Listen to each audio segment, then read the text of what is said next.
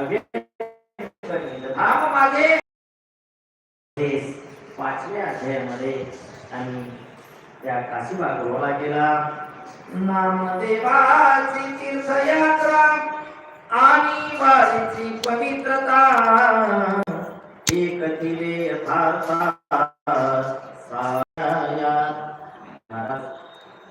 नामदेवाची तीर्थयात्रा वारीचं पवित्रपण काय सुंदर विषय होता. खूप चांगला विषय. नामदेवाला देव पाठविला. नामदेव ज्ञानदेवाला इच्छा झालेली आहे की नामदेवाबरोबर राहावं काळ. कारण संतांच्या सानिध्यामध्ये आपली थोडी कमाईना पण काळ गेला पाहिजे. संतांच्या सानिध्यामध्ये ज्ञानदेवाला नामदेवाच्या भेटीची इच्छा आहे. पण नामदेव दुसऱ्या देवाला मानितच होता. अनेक देवता निघे माझे चित्त गुण गीत गाता गीतोबाचे. मी दुसऱ्या देवाला पाहणारच नाही बाबा. मला भेटायचं असेल, दर्शन घ्यायचं असेल तर विठ्ठला, बाकीच्या देवाला मी जाणार. पण महाराज गेला वाटलं देव मला पाठवणार नाही. पण ज्यावेळेस जा त्याला म्हटल्यानंतर काही हरकत नाही मी घेऊन जातो. त्यांनी सांगितलं माझ्या काय हातात नाही, देवाला विचार. देवाला विचारायची काय गरज आहे मला. देवाला देव तर पाठवणारच आहे ना. एका माऊलीला कळत नव्हतं का. ज्यावेळेस ज्ञानदेवाबरोबर माऊलीला ज्ञानदेवाबरोबर नामदेवाला पाठवतात महाराज, त्यावेळेस देवाच्या डोळ्यातून पाणी आलं. विषय इतका सुंदर होता आणि देवाच्या डोळ्यातून पाणी यावं नामदेवाला पाठवलं.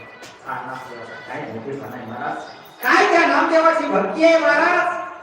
आणि म्हणून हे सगळा विषय आपला 6व्या अध्यायामध्ये झाला.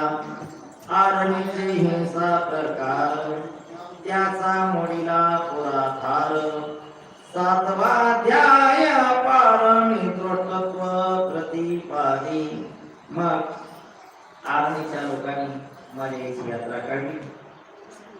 सावता महाराजांनी ते मोडीत काढलं, पण त्या लोकांनी ते केलंच. त्या लोकांना काही जमलं नाही.